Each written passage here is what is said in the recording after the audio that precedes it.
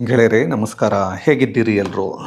ಗೆಳೆಯರೇ, ಇಲ್ಲಿಗ ಏನು ನೀವು ಪೊಲೀಸರನ್ನ ನೋಡ್ತಿದ್ದೀರಿ, ಹಾಗೆ ಒಂದಷ್ಟು ಜನ ಇನ್ನು ಯಾರೋ ಅಭಿಮಾನಿಗಳು ಅಂತ ಅಂದ್ಕೊಂಡು ಅನ್ನಪೂರ್ಣೇಶ್ವರಿ ನಗರದ ಹತ್ರ ಹೋಗಿದ್ದಾರೆ. ಅಂದರೆ ಅನ್ನಪೂರ್ಣೇಶ್ವರಿ ನಗರದ ಪೊಲೀಸ್ ಸ್ಟೇಷನ್ ಹತ್ರ ಹೋಗ್ಬಿಟ್ಟಿದ್ದಾರೆ.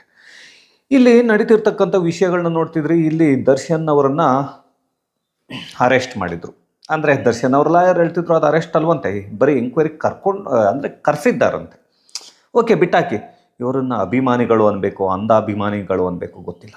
ಅಭಿಮಾನಿಗಳಿಗೂ ಸರಿ ಇದ್ದರೆ ಕೆಲವೊಂದು ಸಮಯದಲ್ಲಿ ಏನಂದರೆ ಈ ಈ ಒಂದು ಏನು ಸೆಲೆಬ್ರಿಟಿಗಳಿರ್ತಾರೆ, ಈ ಸೆಲೆಬ್ರಿಟಿಗಳು ಈ ರೀತಿ ಆಗೋದೇ ಇಲ್ವೇನೋ ಅಂತ ಅನಿಸುತ್ತೆ. ಯಾಕೆಂದರೆ 2011ರಲ್ಲಿ ವಿಜಯಲಕ್ಷ್ಮಿ ಮೇಲೆ ಹಲ್ಲೆ ನಡೆದಾಗ, ಹಾಗೆಯೇ ಸಿಗರೇಟ್ನಿಂದ ಸುಟ್ಟಂಥ ಸಂದರ್ಭದಲ್ಲಿ ಏನು ಕಂಪ್ಲೇಂಟ್ ದಾಖಲಾಗಿತ್ತು, ಅಂಥ ಸಂದರ್ಭದಲ್ಲಿ ಅಭಿಮಾನಿಗಳು ಇದನ್ನು ನಾವು ಖಂಡಿಸ್ತೀವಿ ಎಂದಿದ್ರೆ ಈ ರೀತಿ ಇವತ್ತು ದರ್ಶನ್ ಆಗ್ತಾ ಇರಲಿಲ್ವೇನೋ, ಅಂದರೆ ಅವರ ಮೇಲೆ ಕೊಲೆ ಆರೋಪ ಬರ್ತಾ ಇರಲಿಲ್ವೇನೋ, ನನಗೆ ಗೊತ್ತಿಲ್ಲ. ಹಾಗೆಯೇ ಇನ್ನೂ ಯಾರೋ ಹೇಳ್ತಾ ಇದ್ರು, ಸೆಲೆಬ್ರಿಟೀಸ್ ಅಂತ ಎದೆ ಮೇಲೆ ಹಾಕಿಸ್ಕೊಂಡ್ರೆ ಬರಲ್ಲ ಸರ್. ಹಾಗಾದರೆ ಈಗ ದರ್ಶನ್ ಅವರು ಸೆಲೆಬ್ರಿಟೀಸ್ ಅಂತ ಎದೆ ಮೇಲೆ ಹಾಕಿಸ್ಕೊಂಡ ತಕ್ಷಣ ಅಂದರೆ ಅವರಿಗೆ ಅಭಿಮಾನಿಗಳ ಮೇಲೆ ಪ್ರೀತಿ ಇದೆ ಅಂತ. ಹಾಗೆಯೇ ವಿಷ್ಣುವರ್ಧನ್, ಶಂಕರ್ ನಾಗ್, ಹಾಗೆಯೇ ನಾವು ರಾಜ್ಕುಮಾರ್, ಹಾಗೆ ಅಂಬರೀಷ್ ಅವರು, ಹಾಗಾದರೆ ಇವರೆಲ್ಲರೂ ಅಭಿಮಾನಿಗಳ ಮೇಲೆ ಪ್ರೀತಿ ವಿಶ್ವಾಸವನ್ನು ಇಟ್ಕೊಂಡಿರಲಿಲ್ವಾ? ಹಾಗಾದರೆ ಅವ್ರು ಏನು ಹಾಕಿಸ್ಕೊಂಡಿರಲಿಲ್ಲ ಅಂತ ಯಾರೋ ನಿನ್ನೆ ಒಬ್ಬರು ಕೇಳ್ತಾ ಇದ್ರು. ಹೌದು, ನಿಜ. ಹಾಗಾದರೆ ಅವರೆಲ್ಲರೂ ಅಭಿಮಾನಿಗಳ ಮೇಲೆ ಪ್ರೀತಿ ವಿಶ್ವಾಸನ ಇಟ್ಕೊಂಡಿರಲಿಲ್ವ? ಅವರಿಗೆ ಇದ್ದಂತಹ ಪ್ರೀತಿ ವಿಶ್ವಾಸ ಮನಸ್ಸಿನಲ್ಲಿತ್ತು. ದರ್ಶನ್ ಅವ್ರಿಗೆ ಏನೋ ಹಾಕಿಸ್ಕೋಬೇಕು ಅನ್ನೋಷ್ಟೇನೋ ಟ್ಯಾಟೂನ ಹಾಕಿಸ್ಕೊಂಡಿದ್ದಾರೆ. ಓಕೆ, ಅದನ್ನು ಬಿಟ್ಟಾಕೋಣ ಬನ್ನಿ. ಈಗ ಈ ಸೆಲೆಬ್ರಿಟೀಸ್ ಅಂದರೆ ಈ ಒಂದು ದರ್ಶನ್ ಹೇಳುವಾಗೆ ಅವರ ಸೆಲೆಬ್ರಿಟೀಸ್ ಅಂತ ಏನು ಫ್ಯಾನ್ಗಳನ್ನ ಹೇಳ್ತಾರೆ, ನಿಮ್ಮೆಲ್ಲರಿಗೂ ಒಂದು ಪ್ರಶ್ನೆ. ಮೊದಲಿಗೆ ನೀವು ಆನ್ಸರ್ನ ಹೇಳಿ. ಯಾರಾದರೂ ಈ ಪಾಪ ಮೆಂಟಲಿ ಡಿಸೇಬಲ್ಡ್ ಅಂತ ಹೇಳಿಬಿಟ್ಟು ಕರ್ಕೊಂಡೋಗಿ ನಿಮ್ಮಾನ್ಸಲ್ಲೋ ಇನ್ನೊಂದು ಹಾಸ್ಪಿಟ್ಲಲ್ಲಿ, ಇನ್ನೊಂದು 2-3 ಹಾಸ್ಪಿಟ್ಲ್ ಇದೆ ಬೆಂಗಳೂರಿನಲ್ಲಿ, ಅಲ್ಲಿ ಸೇರಿಸಿರ್ತಾರೆ ರೀ. ನನಗನ್ಸಿದ್ದು ಹೆಂಗೆ ಗೊತ್ತಾ, ಅವರು ಮೆಂಟಲಿ ಡಿಸೇಬಲ್ಡ್ ಆಗಿರೋದ್ರಿಂದ ಅವ್ರನ್ನ ಆ ಹಾಸ್ಪಿಟ್ಲಲ್ಲಿ ಸೇರಿಸಿದ್ದಾರೆ. ಅಂದರೆ ಏನು ಈ ಹುಚ್ಚರು ಅಂತ ಅಂತಾರೆ. ಪಾಪ ಅವರು ನಿಜವಾಗ್ಲೂ ಹುಚ್ಚರಲ್ಲ, ಯಾಕೆಂದರೆ ಅವರಿಗೆ ಮೆಂಟಲಿ ಡಿಸೇಬಲ್ಡ್ ಆಗಿರುತ್ತೆ, ಯಾವುದೋ ಒಂದು ವಿಷಯದಲ್ಲಿ ಏನೋ ಆಗಿರುತ್ತೆ ಅನ್ನೋದಕ್ಕೆ. ಆದರೆ ನನಗೆ ನಿಮ್ಮನ್ನೇ ನೋಡಿ ಹುಚ್ಚರು ಅನ್ನಿಸ್ಬಿಟ್ಟಿದೆ. ಈ ಅಭಿಮಾನಿಗಳಿದ್ದಾರೆ, ಅಂಧಾಭಿಮಾನಿಗಳು. ಇವ್ರನ್ನ ಕೆಲವು ಅಭಿಮಾನಿಗಳು ಇದನ್ನು ನಾವು ಈ ತರಹದ್ದನ್ನು ನಾವು ಎಲ್ಲೋ ವಹಿಸ್ಕೊಂಡು ಮಾತಾಡಲ್ಲ ಸರ್ ಅಂತ ಕೂಡ ಹೇಳ್ತಾರೆ. ಹಾಗಾದರೆ ಗೆಳೆಯರೆ, ನನಗೆ ಒಂದು ಗೊತ್ತಾಗಿಲ್ಲ. ಹಾಗಾದರೆ ದರ್ಶನ್ ಮಾಡಿದ್ದು ಸರಿ ಅಂತ ಹೇಳೋದಕ್ಕೆ ಹೊರಟಿದ್ದಾರೆ ಈ ಅಭಿಮಾನಿಗಳು? ಗೊತ್ತಿಲ್ಲ. ಯಾಕೆಂದರೆ ಅಲ್ಲಿಗೆ ಹೋಗ್ತಾರೆ, ಯಾರೋ ರಾಜಕಾರಣಿಗೆ ಕೂಗ್ದಾಗೆ ಜೈಕಾರವನ್ನು ಕೂಗ್ತಾರೆ. ಜೈಕಾರವನ್ನು ಕೂಗಿದಾಗ ಲಾಠಿ ಏಟು ಬೀಳುತ್ತೆ. ಲಾಠಿ ಏಟು ಬಿದ್ದ ತಕ್ಷಣ ಓಡೋಗ್ತಾರೆ. ಹೌದಲ್ವಾ? ನೀವು ಅಭಿಮಾನಿಗಳಾದಮೇಲೆ ಅಲ್ಲೇ ನಿಂತ್ಕೊಳ್ಳಿ. ನಮ್ಮ ಬಾಸ್, ಅದೇನು ಡಿ ಬಾಸು, ಅವರನ್ನು ಬಿಡುವವರೆಗೂ ನಾನು ಬರೋದಿಲ್ಲ ಅಂತ ಒಂದನ್ನು ತಿಳ್ಕೊಳ್ಳಿ. ಮೊದಲಿಗೆ ನಿಮ್ಮ ಡಿ ಬಾಸ್ ಇನ್ನೊಂದು ಅಂತ ಏನನ್ನು ಕರಿತೀರಿ, ಅದೆಲ್ಲವೂ ನಾನು ಕೂಡ ದರ್ಶನ್ಗೆ ಅಭಿಮಾನಿನೇ. ಆದರೆ ದರ್ಶನ್ ಅವರ ಆ್ಯಕ್ಟಿಂಗ್ಗೆ, ಆ ಥರನ ಡೈಲಾಗ್ ಡೆಲಿವರಿಗೆ, ಇಂತಹದ್ದಕ್ಕೆ ನಾನು ಅಭಿಮಾನಿನೇ ಹೊರತು ಮಾಡಿದ್ದೆಲ್ಲವನ್ನ ವಹಿಸ್ಕೊಂಡು ಮಾತಾಡೋ ಅಷ್ಟು ನಿಮ್ಮಂತಹ ಒಂದು ಏನು ಹೇಳ್ತೀವಿ ನಾವು ಅಂಧಾಭಿಮಾನ ನನಗಿಲ್ಲ. ಯಾಕೆ ಅಂಧಾಭಿಮಾನ ಇಲ್ಲ ಅಂತ ಹೇಳ್ತಿದ್ದೀನಿ ಅಂದರೆ, ನೀವು ಮಾಡ್ತಿರ್ತಕ್ಕಂಥ ರೀತಿ, ನಡ್ಕೊಳ್ತಿರ್ತಕ್ಕಂಥ ರೀತಿಗಳು ಆ ರೀತಿ ಇದೆ. ಯಾಕೆ ಈ ವಿಷಯವನ್ನು ಇವತ್ತು ಪ್ರಸ್ತಾಪ ಮಾಡ್ತಾ ಇದ್ದೇನೆ ಅಂತ ಅಂದರೆ, ನೀವೆಲ್ಲರೂ ಅಂದರೆ ಸೆಲೆಬ್ರಿಟೀಸ್ ಅಂತ ಏನು ಅಂದರೆ ಅಭಿಮಾನಿಗಳು ಏನಿದ್ದೀರಿ, ನೀವೆಲ್ಲರೂ ಸರಿ ಇದ್ದಿದ್ದರೆ ದರ್ಶನ್ ಈ ಮಟ್ಟಕ್ಕೆ ಬರ್ತಿರಲಿಲ್ಲ ಇವತ್ತು ಅಂತ ಹೇಳ್ತಾ ಇದ್ದಾರೆ. ಅವರು ತಪ್ಪನ್ನು ಮಾಡಿದಾಗೆಲ್ಲ ಖಂಡಿಸಲಿಲ್ಲ. ನೀವು ಎಲ್ಲ ಸಮಯದಲ್ಲೂ ದರ್ಶನ್ ಅವರು ಸರಿ ಅಂತ ಮಾತನಾಡಿದ್ರಿ. ಹಾಗಾಗಿ ಇವತ್ತು ದರ್ಶನ್ ಈ ಮಟ್ಟಕ್ಕೆ ಹೋಗಿದ್ದಾರೆ. 2011ರಲ್ಲಿ ಅವರ ಮೊದಲ ಕೇಸ್ ಆಗುತ್ತೆ. ಆ ಕೇಸ್ ಆದ ಮೇಲೆ ಅಂದರೆ ವಿಜಯಲಕ್ಷ್ಮಿ ಅವರ ವಿಷಯದಲ್ಲಿ ಅವರಿಗೆ ಸಿಗರೇಟ್ನಲ್ಲಿ, ಅದು ಕೂಡ ಒಂದು ಹೆಣ್ಣಿನ ವಿಷಯಕ್ಕೆ ಆದಂಥ ವಿಷಯ ಗೊತ್ತಿರಬೇಕು, ಆಗಿದ್ದಂಥ ಕೇಸ್ ಅದು. ಹಾಗಾಗಿ ಇವತ್ತು ವಿಜಯಲಕ್ಷ್ಮಿ ಅವರು ಪರ್ಮನೆಂಟ್ಲಿ ನಾನು ಏನಂದರೆ ಡೈವೋರ್ಸ್ನ ತೊಗೊಳ್ತೀನಿ ಅಂತ ಅನೌನ್ಸೇ ಮಾಡಿಬಿಟ್ಟಿದ್ದಾರೆ ನಿನ್ನೆ. ಹಾಗಾಗಿ ಕೊನೆಗೂ ಒಟ್ಟಿನಲ್ಲಿ ಅವರ ಸಂಸಾರದಲ್ಲಿ ಬೆಂಕಿಯನ್ನು ಇಟ್ಟಿದ್ದಾರೋ ಅಂದರೆ ಇವಾಗೇನು ಅಭಿಮಾನಿಗಳು ಅಂತ ಹೇಳ್ತಿದ್ದೀರೋ ನೀವುಗಳೇ. ಯಾಕೆಂದರೆ ಪವಿತ್ರ ಗೌಡವನ್ನ ಅಫಿಷಿಯಲ್ಲಾಗಿ ಆಗಲಿ ಎಲ್ಲಿಯೂ ಕೂಡ ದರ್ಶನ್ ಹೇಳಿಲ್ಲ ನಾನು ಮದುವೆ ಆಗಿದ್ದೀನಿ ಅಂತ. ಪವಿತ್ರ ಗೌಡ ಫೋಟೋಸ್ನ ಶೇರ್ ಮಾಡಿಕೊಂಡು ಎಲ್ಲವನ್ನ ಮಾಡಿದರು.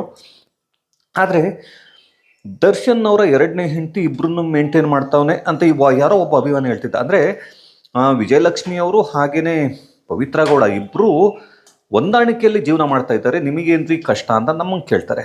ಸ್ವಾಮಿ, ನಿಮ್ಮನೇಲಿ ಒಬ್ರನ್ನ ಕರ್ಕೊಂಡೋಗಿ ಯಾರೋ ಹೇಳಿದ ಬುದ್ಧಿವಂತರಿಗೆ ನನಗೆ ಒಂದು ಕ್ವಶನ್ ಇದೆ.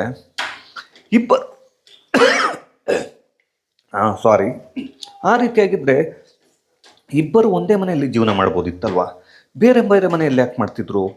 ಹಾಗೆಯೇ ಈ ಟಾಕ್ ವಾರ್ ಅನ್ನೋದು ಫೋನ್ ಈ ಒಂದು ಇನ್ಸ್ಟಾಗ್ರಾಮ್ ಅಲ್ಲ ಇನ್ನೊಂದು ಕಡೆನೂ ಅವಾಗ ನಡೀತಾ ಇರುತ್ತಲ್ಲ, ಅದು ಯಾಕೆ ನಡೆಯುತ್ತೆ? ಒಟ್ಟಿಗೆ ಒಪ್ಕೊಂಡು ಜೀವನ ಮಾಡಿದ ಮೇಲೆ ಗೊತ್ತಿಲ್ಲ. ಹಾಗಾಗಿ ನಾವು ಈ ವಿಷಯಗಳನ್ನ ತಿಳ್ಕೊಬೇಕಾಗತ್ತೆ. ಕೊನೆಗೊಟ್ಟಿನಲ್ಲಿ ಡೈವರ್ಸ್ ಕೊಡಿಸೋದಕ್ಕೆ ವಿಜಯಲಕ್ಷ್ಮಿಗೆ ಡಿಸೈಡ್ ಮಾಡಿದ್ದು ಯಾರು ಅಂದರೆ ಈ ಅಭಿಮಾನಿಗಳು ಅಂತ. ಯಾರಿದ್ದಾರೆ? ಈ ಅಭಿಮಾನಿಗಳೇ, ಬೇರೆ ಯಾರೂ ಅಲ್ಲ. ಗೊತ್ತಾಯ್ತಾ? ಯಾಕೆ ಈ ವಿಷಯವನ್ನು ಪ್ರಸ್ತಾಪ ಮಾಡಬೇಕಾಯ್ತು ಅಂದರೆ, ಕೊನೆಯದಾಗಿ ಇನ್ನೊಂದು ವಿಷಯ ಇದೆ, ಕೇಳಿಬಿಡ್ತೀನಿ. ಅದಕ್ಕೆ ಉತ್ತರ ಇದ್ದರೆ ಹೇಳಿ ದಯವಿಟ್ಟು. ಇಷ್ಟು ದಿನ ದರ್ಶನ್ ಜೊತೆಗಿದ್ದೀವಿ ಅಂತ ಹೇಳಿದವರು ಯಾಕೆ? ಯಾರು ದರ್ಶನ್ ಮಾಡಿಲ್ಲ ಅಂತಲೇ ಇಟ್ಕೊಳ್ಳೋಣ. ನೀವು ಹೇಳಿದಾಗೆ ಕೊಲೆನ, ಅದಿನ್ನೂ ಆರೋಪ, ಅದು ಅಪರಾಧಿ ಅಂತ ಪ್ರೂವ್ ಆಗಬೇಕಾಗಿರೋದು ಕೋರ್ಟಲ್ಲಿ. ನೀವು ಹೇಳಿದರೆ ಆಗಲ್ಲ. ಈಗ ಪೊಲೀಸವ್ರ ಎವಿಡೆನ್ಸ್ ಪ್ರಕಾರ ಓಕೆ ಮಾಡಿದ್ದಾರೆ ಅಂತ ದರ್ಶನ್ ಅವರು ಕೂಡ ಒಪ್ಕೊಂಡಿದ್ದಾರೆ. ನಾನೊಂದು ಡೇಟನ್ನು ಹೊಡೆದು ಬಿಟ್ಟು ಹೋದೆ ಅಂತ ಹೇಳಿಬಿಟ್ಟು ಹೋದ ಮೇಲೆ ಮತ್ತೆ ಬೆಳಗಿನ ಜಾವ 3:00ವರೆಗೆ ಯಾಕೆ ಬಂದರು? 3:27 ಅಲ್ಲಿಗೆ ಗೊತ್ತಿಲ್ಲ, ಅದು ಅವರಿಗೆ ಗೊತ್ತಿರಬೇಕು. ಅದಾದಮೇಲೆ ಅರೌಂಡ್ 3:45ವರೆಗೂ ಅವರು ಜೀಪ್ ಯಾಕೆ ಓಡಾಡ್ತಿತ್ತು ಅಲ್ಲಿ ಇಲ್ಲಿ ಎಲ್ಲ, ಅದು ಗೊತ್ತಿಲ್ಲ, ಅದನ್ನು ಅವರೇ ಹೇಳಬೇಕು.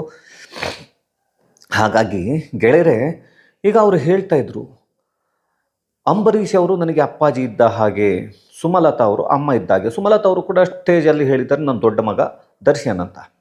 ಆಮೇಲೆ ತಮ್ಮ ಅಂತ ಹೇಳ್ಕೊಳ್ತಿದ್ದಂಥ ಅಭಿಷೇಕ್ ಅಂಬರೀಷ್, ಇವರು ಯಾರು ಯಾಕೆ ದರ್ಶನ್ ಅವರು ಅರೆಸ್ಟ್ ಆದರೂ ಕೂಡ ಬಂದಿಲ್ಲ ನೋಡೋದಕ್ಕೆ ಗೊತ್ತಿಲ್ಲ. ಇನ್ನು ತರುಣ್ ಸುಧೀರ್ ಇರ್ಬೋದು, ಇವರೆಲ್ಲರೂ ಒಂದು ಒಳ್ಳೆಯ ಫ್ಯಾಮಿಲಿಯ ಹಾಗೆ ಬದುಕ್ತಿದ್ದಂಥವರು. ಇವರು ಯಾರು ಯಾಕೆ ನೋಡೋದಕ್ಕೆ ಬರಲಿಲ್ಲ?